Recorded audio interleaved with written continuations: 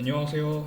오늘의 증시 브리핑이랑 보고 있는 종목 브리핑 할 예정인데요. 일단 오늘 증시는 코스피가 1% 상승해서 마감했고 코스닥은 0.5% 좀 못 미치게 하락해서 마감을 했어요. 이러한 양 지수가 차이를 보인 데에는 아무래도 삼성, 하이닉스 그리고 SK 스퀘어 이 종목들 위주로 자금이 쏠려서 그래요.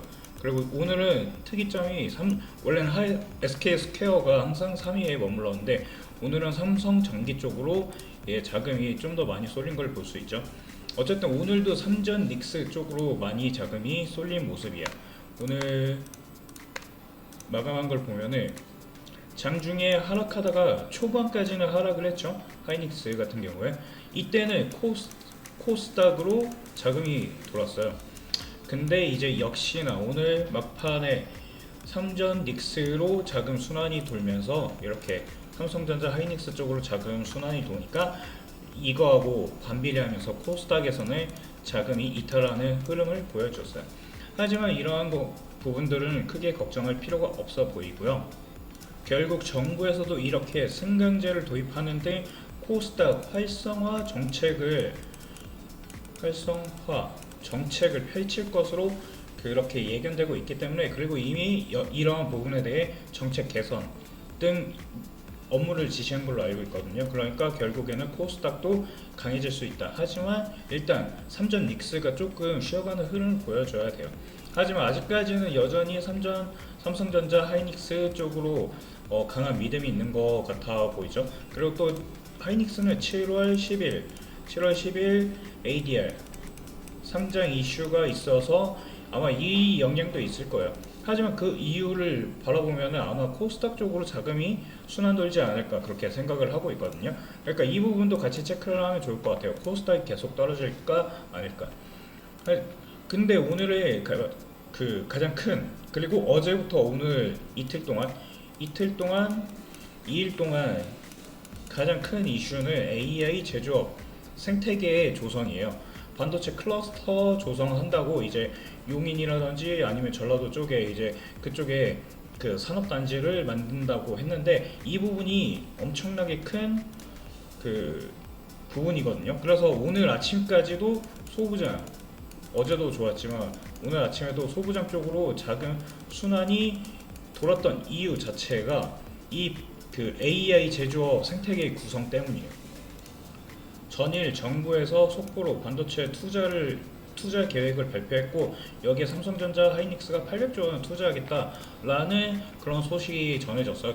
그래서 반도체 소부장 쪽으로 돈이 돌았는데 이게 점차 세부적인 내역이 나오면서 이제 삼성전자가 2030조를 투자를 하겠다라고 발표를 했고요. 하이닉스 같은 경우에는 2100조.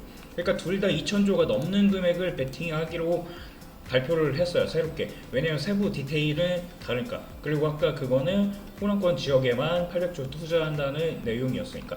어떠한 것들이 있는지 살펴보자면은 삼성전자 같은 경우에는 최첨단 미래산업 육성을 위해서 총 2655조 원을 우리나라에 투자한다고 했어요. 원래는 미국에 이제 삼성도 그렇고 하이닉스도 그렇고 미국에 투자를 하겠다고 이러한 발표를 많이 했죠. 그래서 우리나라 기업들이 해외로 자본 유출되는 거 아니냐. 이제 해외 쪽으로 이제 공장을 이전하다 보니까 공장을 미국에 짓는다고 하니까 이 부분이 약간 리스크. 왜냐?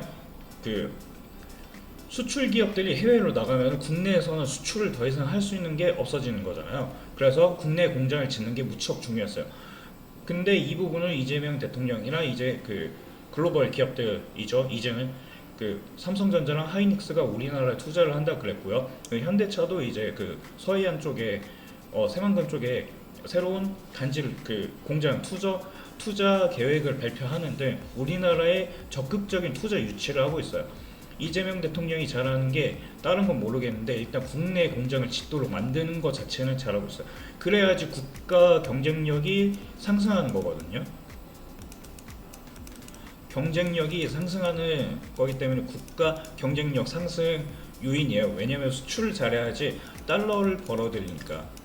달러를 벌어들일 수 있고 그래야지 우리나라 원달러 환율, 원화가 강세가 되는 거예요. 강세. 그래서 이 부분이 무척 중요한데 이 부분을 이재명 대통령이 어느 정도 해소하려는 모양이에요.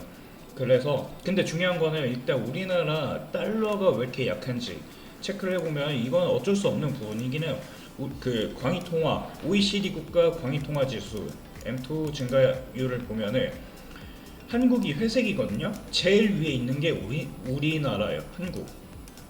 한국이 제일 위에 있죠. 그리고 두 번째가 미국이에요. 2등. 그러니까 미국보다 우리나라가 통화를 더 빨리 풀고 있는 상황이에요. 우리나라는 그 경기도 안 좋았고 계속 내수 침체 그리고 성장률 둔화 이게 가장 큰 리스크인데 이러한 것들 때문에 돈을 계속 풀었어요. 내수 경제를 활성화하려고 풀고 뭐 하려고 하고 그래서 추가 그 경정 예산 추경 계속하고 그러다 보니까 통화량이 계속 증가를 해요. 그러니까 미국보다 통화량이 덜 증가하면 상관없거든요. 근데 미국보다 당연히 돈을 많이 푸니까 우리나라 환율이 떨어질 수밖에 없어요. 원화 약세로 이어질 수밖에 없어요. 그리고 근데 여기서 특이한 건 일본이에요. 일본은 그렇게 많이 풀지는 않았죠. 안 풀었는데 떨어지는 그 엔화가 약세인 이유는 일본은 구조적으로 이제 경제 성장 둔화가 우리나라보다 심해서 그래요. 우리나라는 수출 잘 되잖아요. 일본 수출 잘하고 있긴 있는데 그 과거에 비해서 수출을 잘 못하는 거죠. 그리고 메인 이제 AI 산업에 있어서 키옥시아 빼고는 메인으로 내세울 만한 기업이 없잖아요.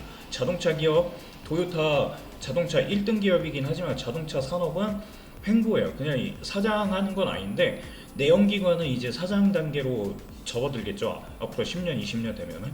근데 이제 전기차로의 전환이 빨리 돼야 되는데 그 부분도 미적지근하고 하이브리드 우리나라가 잘하죠. 그러니까 경쟁해야 되는 부분도 있고 하이브리드 시장이 그렇게 크지 않은 것도 있어요. 물론 점차 성장하고 있긴 하지만 그래서 내연기관에서 1등이라는 거는 지금은 큰 메리트가 없는 거죠. 그래서 어쨌든 일본 경제가 그렇게 해서 그 엄청난 폭발적인 성장을 보여주지 않다 보니까 일본은 그러한 영향 때문에 엔화가 약세인 거고 그리고 또 금리를 올린다고 하니까 이 부분이 왜냐면 이 부분은 원래는 금리를 올리면은 통화 강세가 돼야 되거든요. 근데 미국도 금리를 올릴 수 있다 이러한 것 실질적으로 미국은 못 올릴 거라 생각을 하는데 어쨌든 그러한 이야기들이 나오니까 같이 금리가 올라가면은 쌤쌤이잖아요. 또이또이 되니까 이 부분도 그렇게 큰 메리트가 없고 그리고 오히려 금리 일본 쪽이 혼자만 금리를 올린다 그러면 엔캐리 이 문제가 불거질 수도 있어서 여러 가지로 약간 일본은 그 경제적인 것도 있고 여러 가지 문제도 있어서 오히려 엔캐리가 나오면 엔화가 강세일 수 있는데 아직까지 엔캐리에 대한 공포는 없는 것 같아요. 과거 몇 년 전에 엔캐리 청산당할 때는 그때는 일본 그 경제로 엔화가 엄청나게 들어갔거든요. 왜냐면은 엔캐리라는 게 엔화를 저금리 저리에 빌려갖고 이제 고금리 미국 같은데 그때는 5.5%였으니까 그런 데다가 투자를 해서 그 마진을 남겨먹는 건데 근데 일본이 금리를 올린다 그러면 그 금리 마진이 없어지죠. 그러니까 그걸 환수하는 과정에서 엔화가 강세를 보이는데 요즘에는 그런 영향이 없는 것 같아요. 그래서 여러 가지 요인으로 엔화는 약세이고 그리고 우리나라는 돈을 많이 풀어서 그렇다. 경제는 좋은데 왜냐면 그 내수 경제는 안 좋을지 몰라도 외화거래는 엄청 잘 돼요. 조선도 잘 팔고 있고 그리고 전력기기 지금 팔고 싶은데 공장이 풀캡 팔아서 못 팔고 있고요. 그리고 반도체 역시 똑같죠. 그래서 자동차도 점유율이 계속 올라가고 있고요. 그러다 보니까 우리나라 그 화장품도 잘 팔고 삼양식품도 잘 나가고 근데 이러한 것들이랑 상관없이 그냥 돈을 많이 풀었어요. 그래서 이 부분을 해소하려면 돈을 많이 푸는 것만큼 이제 경제 성장률, GDP 상승이 더 나타나면 되거든요. 그러면 결국 경제가 더 성장을 하니까 원화가 다시 강세로 갈 거예요. 하지만 그 부분은 단기일 내에 어려울 수 있다. 그래서 우리나라 원화가 1,500원대가 고착화될 수 있다는 전망이 있긴 있는데 어쨌든 그거는 나중 미래고 오히려 수출 기업 같은 경우에는 더 좋을 수 있죠. 외화를 벌어오니까 환전을 하면은 더 큰 마진 이익으로 찍히니까 그래서 이런 것들을 살펴볼 때 수출 기업들이 좋을 것 같고, 그리고 그 중에서도 일단은 반도체예요. 왜냐면 반도체에 2천조씩 투자를 한다고 하니까. 그러면은 삼성도 그렇고 하이닉스도 이렇게 AI에 투자를 하는데, 일단 반도체 기업들의 특명이 있어요. 반도체 가격을 다운시켜야 돼요. 왜냐면 반도체 가격이 계속해서 높아지면은 반도체 수요가 줄어들 거예요. 왜냐면 반도체 가격이 너무 높아지면은 AI 산업 생태계를 구축하는 데 있어서 딜레이 시간이 딜레이 될 거예요. 왜냐면 돈을 벌어서 투자를 해야 되는데 이 부분이 안 되는 거죠. 왜냐면 돈을 못 벌게 되니까. 왜냐면은 공장 데이터 센터 하나 짓는데 천문학적인 돈이 든다. 그러면은 센터 하나 짓는데도 힘드니까 그걸 그 학습시키려는 그 AI를 학습시키고, 그리고 또 소비자에게 이제 그 AI 서비스를 제공해야 되는데 그 자체도 딜레이 된 거예요. 그러면 당연히 반도체 그 살 수 있는 돈이 없으니까 어떻게 보면 소비하는 거죠. 소비를 할 수 없게 되는 거고, 그러면은 결국 반도체 산업 사이클도 둔화될 거다. 그래서 일단은 반도체 수요를 유지시키려면은 공급을 늘려야 돼요. 그래서 공급을 늘려서 반도체 가격을 다운시켜야 되는 거죠. 그래서 반도체는 가격을 다운시키는 게 일단 1차 목표예요. 그렇기 때문에 공장을 이렇게 엄청나게 많이 짓는 거예요. 이 공장 AI 인프라 구축을 하면서, 그리고 또 그 추가적으로 공장만 짓는다고 되는 거 아니죠. 공장에 전력 플러스 반도체는 물이 필요해요. 물, 용수, 산업 용수죠. 그러니까 물이랑 전력 두 가지가 다 필요해. 그래서 이런 것들까지 같이 투자를 하니까 돈이 엄청나게 많이 드는 거예요. 그러니까 이런 점을 같이 보시면 좋을 것 같아요.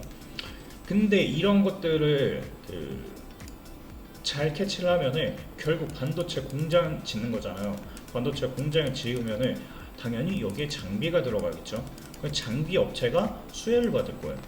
그리고 과거 레거시 장비, 옛날 장비 아니고 신규 장비, 그 성능 좋은 장비를 사려고 할 거예요.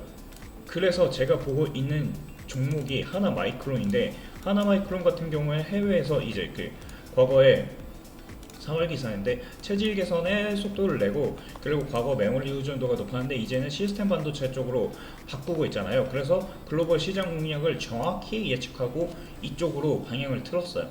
그러다 보니까 하나마이크론의 실적 역시 상승하고 있는데, 그래서 보시면은 하나마이크론이 이거 23년도죠. 23년도에 영업이익 500억이었어요. 그리고 24년 2배 1000억 벌었죠. 그리고 1200억 주춤하고 있지만, 중요한 거는 올해죠.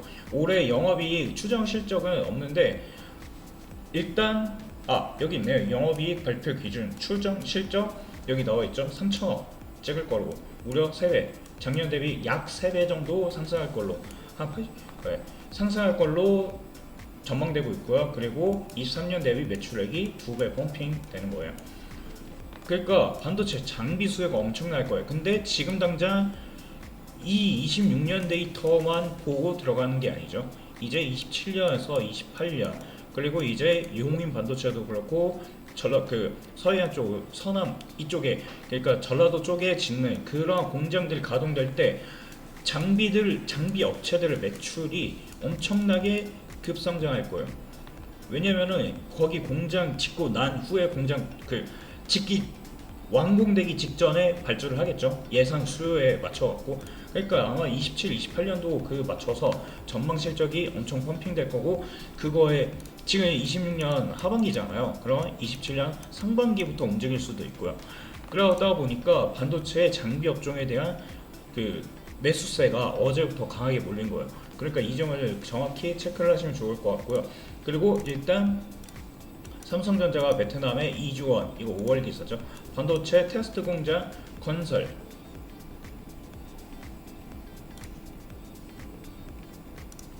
여기 보시면 베트남은 글로벌 반도체 후공정 산업에서 주요 국가, 반도체 베트남에도 반도체 공장 많은데 그 중에서도 이제 여기에다가 여기에다가 패키징, 조립 패키징 테스트 공장이 있는 기업이 하나 마이크론인 거죠. 그러니까 베트남도 중요한 요충지인데 베트남에서의 실적이 계속 올라가고 있는 이유예요. 그러다 보니까 이제 전망치 2분기 실적이 사상 최대치로 나올 거다. 근데 말씀드렸죠. 26년도가 중요한 게 아니라 이제 27, 28, 28년도. 그러니까 앞으로의 전망이 더 중요해지는 거예요. 지금 여기 26년도는 스타트, 시작점이죠. 시작 구간일 수가 있어요. 왜냐? 지금이 가장 저렴할 수 있다. 지금이 가장 싸다. 이러한 논점으로 보셔야 되죠. 왜냐면 공장이 2천조 투자한다고 하잖아요. 물론 2천조가 다 하나 마이크론한테 가는 건 아닌데 어쨌든 그만큼 투자를 하면 장비 업종 또한 수혜를 받을 수밖에 없어요. 그러다 보니까 2분기 실적이 베트남 아까 말씀드렸죠. 베트남, 브라질 날개 달고 영업이익이 급등. 그래서 2분기 실적이 사상 최대치로 전망되고 있는데 그게 중요한 게 아니라 이제 앞으로의 그 향후 실적이 더 커질 것으로 예상되니까 지금이 가장 저렴할 때 눈에 담아 두어야 한다. 그리고 지금 단기 차트도 되게 매력적이에요. 지금 우상향 추세 딱 그리고 있죠.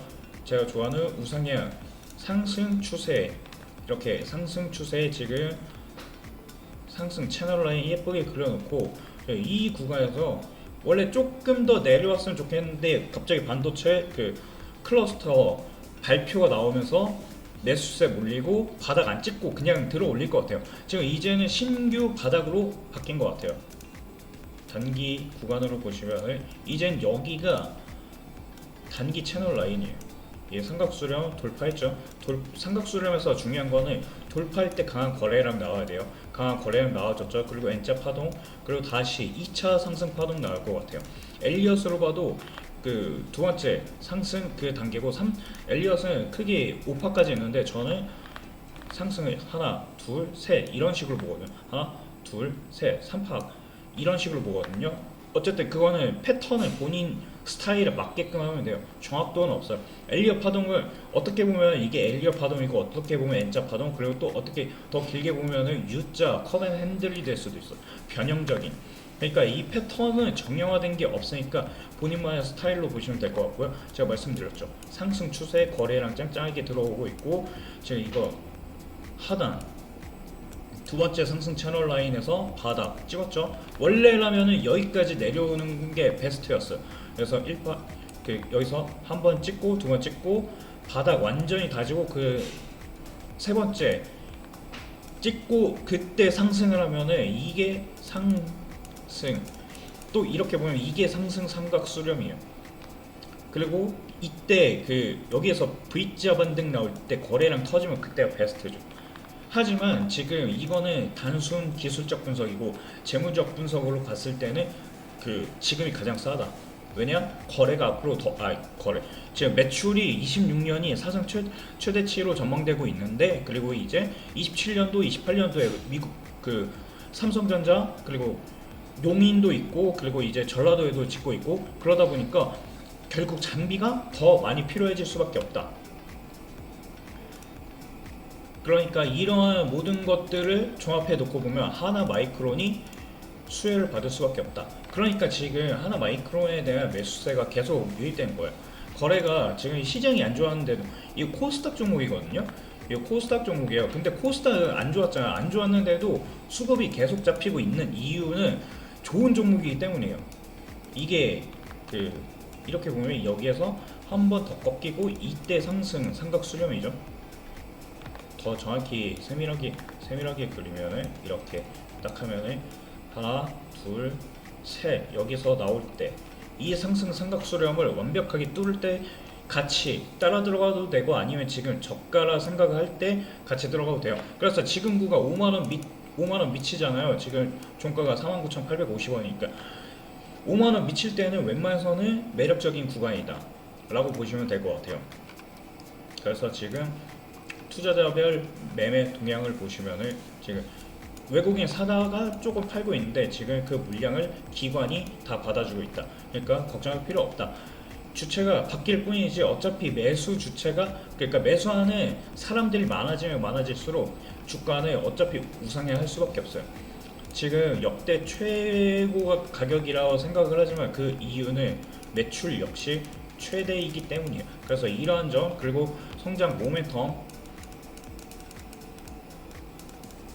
이런 것들 다 알려드렸죠. 그러니까 이 부분 꼭 체크해 보시기 바라고요. 그리고 실시간으로 대응하기 어려우시잖아. 그리고 하나마이크론 같은 경우에 제가 채널에서 계속적으로 언급드리고 있는 종목이기도 해요. 그리고 그렇기 때문에 이러한 실시간 데이터를 받아보고 싶으신 분들은 왼쪽 하단에 있는 전화번호, 이 전화번호로 히든이라고 문자 하나 보내주시면은 그 관련된 채널에 입장하실 수 있으시니까 꼭 놓치지 마시고, 정보 같은 거 되게 다양하게 안내해드리고 있으니까 꼭 여기 그 전화번호 기억하시고 문자 하나 남겨보시기 바라겠습니다. 그래서 오늘은 하나마이크론, 그리고 앞으로 코스닥이 더 좋아질 걸로 생각한다고 했잖아요. 그래서 코스닥 종목 브리핑을 해드렸고요. 다음에는 새로운 종목이랑 이슈, 모멘텀을 갖고 있는 종목 안내해드리도록 하겠습니다. 그럼 시청해주셔서 감사하고요. 다음에 뵙도록 하겠습니다.